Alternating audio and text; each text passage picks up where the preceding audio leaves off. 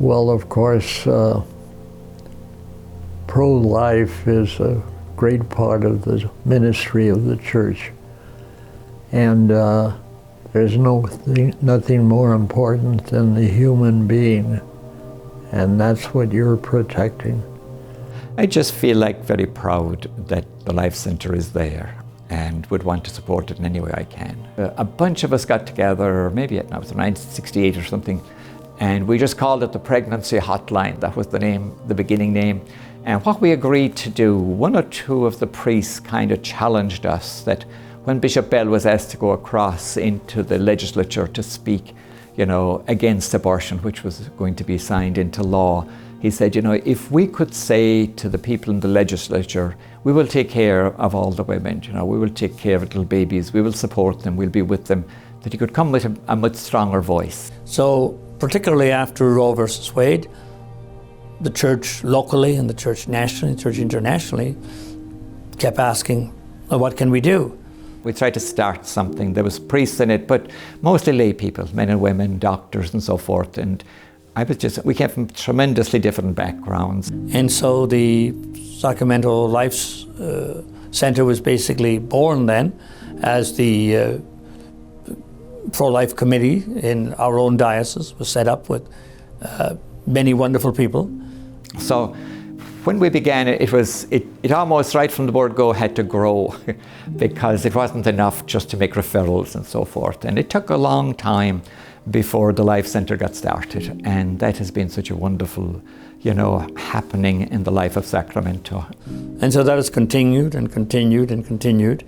And in my estimation, it's stronger now and better than it's ever been.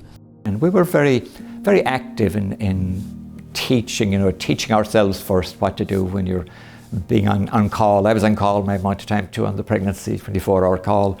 And that was always interesting. If you get a call from someone, they were going through a very bad time, and you try to give them somebody to help, and maybe to refer them.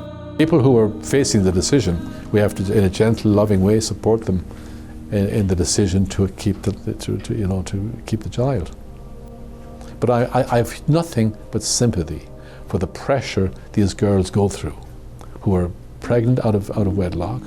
Their parents may not know even, or if they do, they're furious. The incredible pain, maybe some of the people are going through, the pain of a young woman finding herself pregnant, and trying to take all that from a political place where there was a lot of shouting and screaming to a place of very respectful listening and helping. Well, I just think it's so important. What you're doing here is so important because it is helping people one person at a time. Rather than the divisive, overly loud political debate, which very often people are shouting over each other. What I appreciate about Marie and the group here is that they're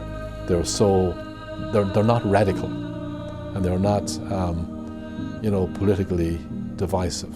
I mean, you follow the moral issue you by witness. The Life Centre here is demonstrating that there's a whole world of help for you. That if a woman by herself or with a family member or with her husband or boyfriend, whatever the case may be, walk in, they're treated with total respect. And they're not judging you, they're just offering you help because they care. They're given all of the tests and so on. And then we help them to come to an awareness of what's happening in their life. A woman is pregnant. We're going to help them in every way to physically, emotionally, spiritually, to keep going.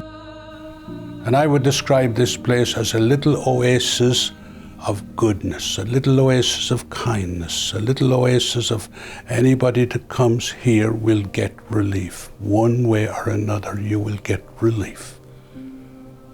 You will be treated with great compassion.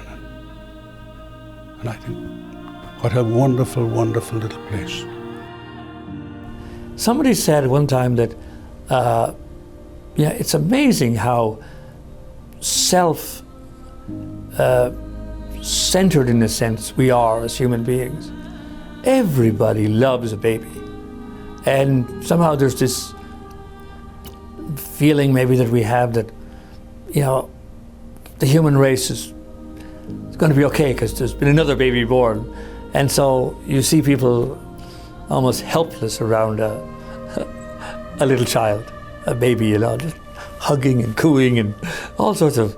And so I think the more we can promote that joy of life, the better we'll be. And of course, credit women for doing something that's beautiful and wonderful, but is still a big thing to do.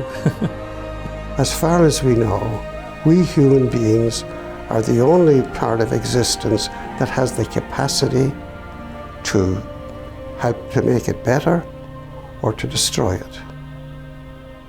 And I think those who work to make it better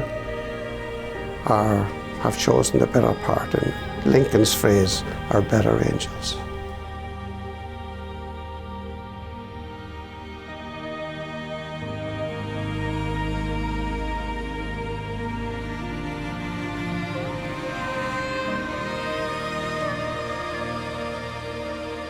When I came,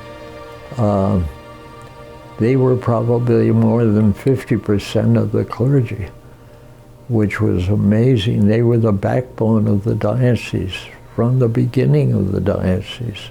I'm very proud to see a lot of us, a lot of old Irish fellow priests here tonight. It's great.